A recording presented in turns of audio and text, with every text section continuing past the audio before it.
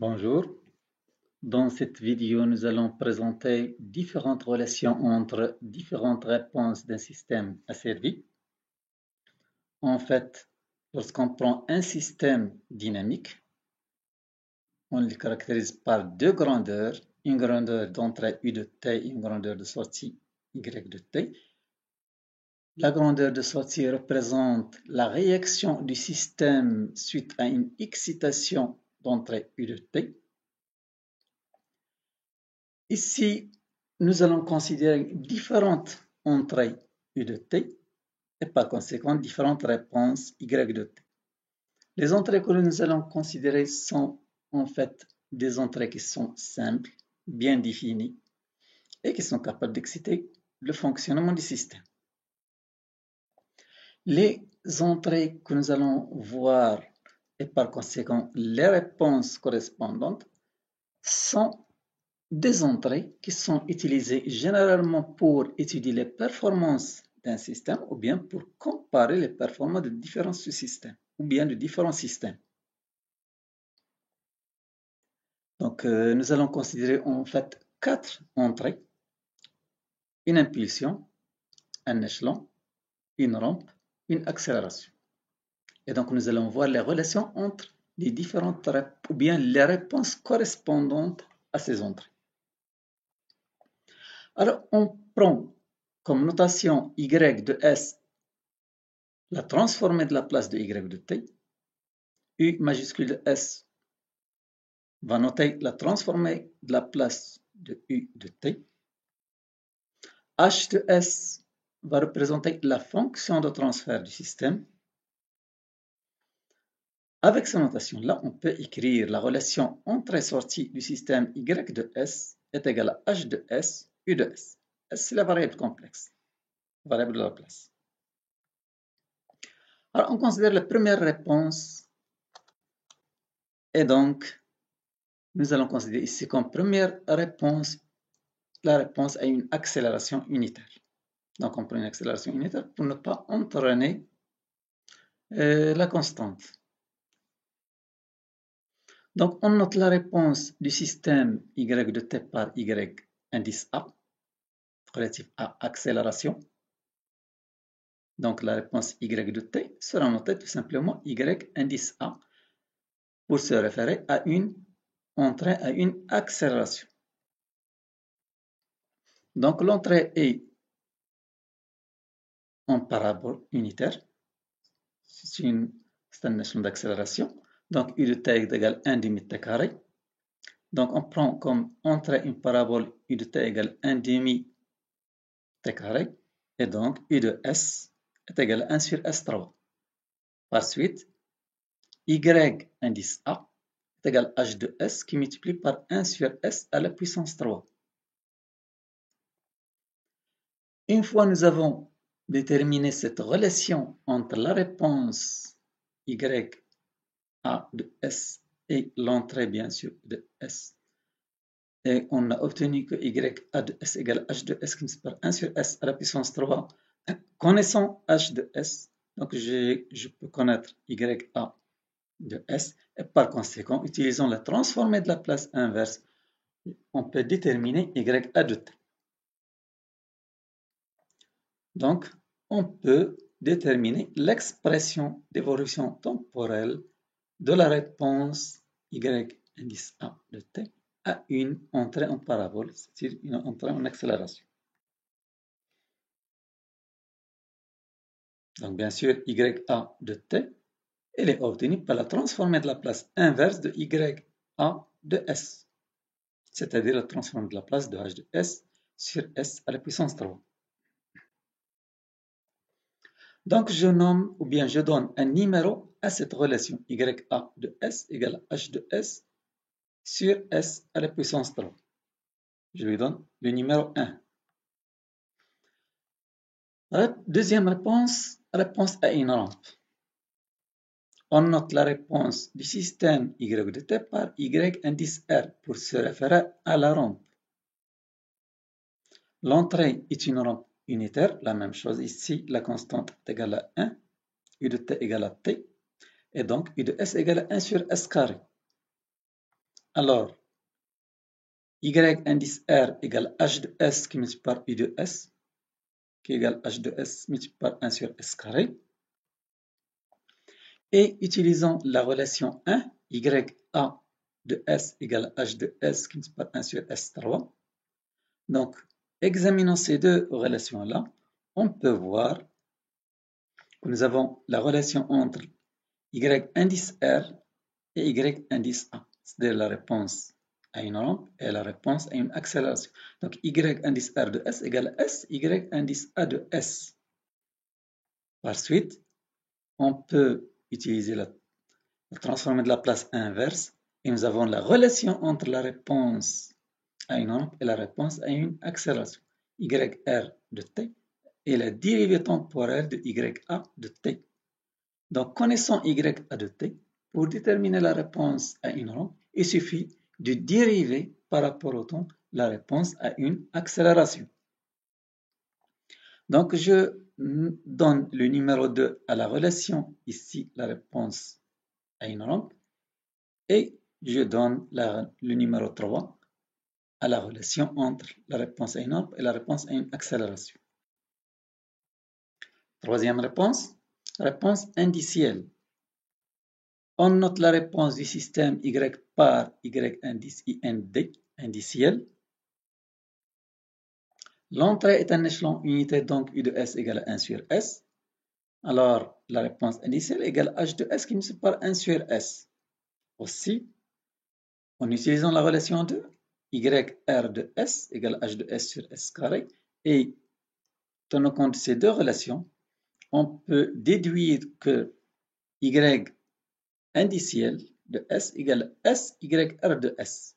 La réponse indicielle est donnée par SYR de S. La même chose, prenons la transformée de la place inverse, on peut déduire que la réponse indicielle de T est obtenue par la dérivée par rapport au temps de la réponse à une rampe. Donc, connaissant la réponse à une rampe, on peut déduire la réponse indicielle par une simple dérivation par rapport au temps de cette réponse. Donc, je donne le numéro 4 à la relation de la réponse indicielle, YIND égale H sur S, et je donne le numéro 5 à la relation entre la réponse indicielle et la réponse à une rampe.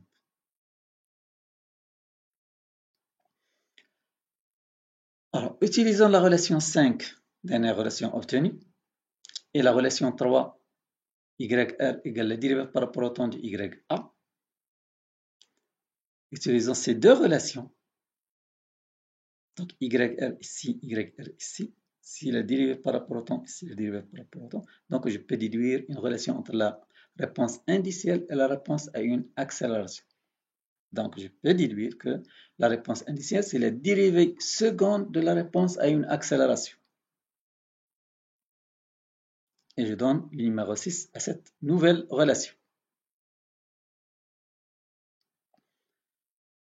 La quatrième réponse, c'est la réponse impulsionnelle.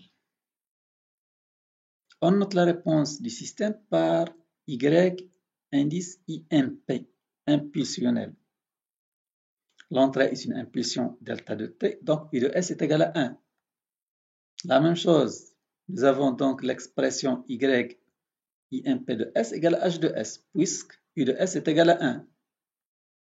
Utilisons la relation 4, nous avons la relation Y IND de S égale à H de S sur S, et à partir de ces deux relations, je peux déduire la relation entre la réponse impulsion et la réponse indicielle. Y, IMP de S égale S, Y, IND de S. Par la transformée de la place inverse, je peux déduire la relation temporelle. La réponse impulsionnelle du temps, la réponse impulsionnelle est donnée par la dérivée par rapport au temps de la réponse indicielle.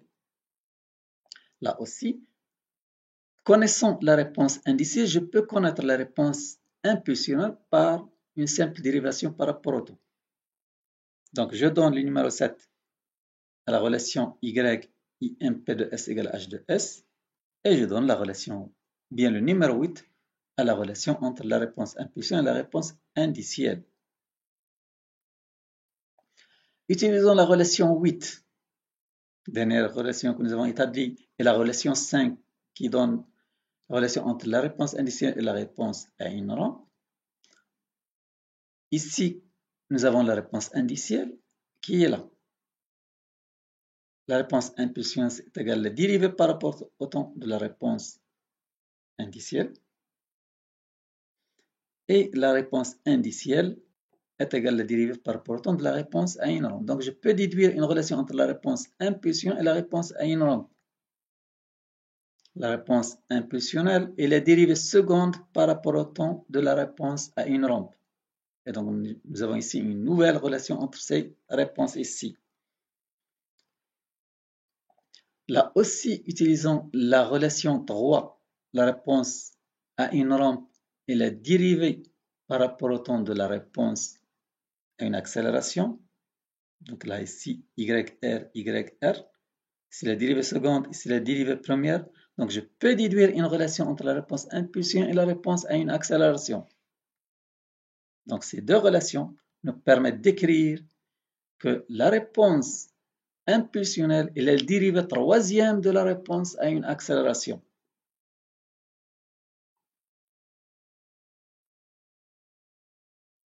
En résumé, on présente ici un tableau qui va résumer les différentes opérations entre les différentes réponses. Donc, on passe, ou bien la lecture de ce tableau se fait de gauche à droite. Donc, on exprime les réponses qui sont à gauche en fonction des réponses qui sont à droite. Donc, en commençant par le haut, la réponse impulsionnelle du temps, elle est égale à la réponse impulsionnelle. Donc, Y, réponse impulsionnelle, est égale à 1 fois la réponse impulsionnelle. La réponse impulsionnelle, elle est égale à la dérivée par rapport au temps de la réponse indicielle. La réponse impulsionnelle, elle est égale à la dérivée par rapport au temps de la réponse indicielle. La réponse impulsionnelle est égale à la dérivée seconde par rapport au temps de la réponse à une rampe. La réponse impulsionnelle est égale à la dérivée troisième par rapport au temps de la réponse à une accélération. On passe à la deuxième réponse. La réponse indicielle est égale à l'intégrale de la réponse impulsionnelle. Donc là, ici, nous avons la réponse impulsionnelle est égale à la dérivée par rapport au temps de la réponse indicielle.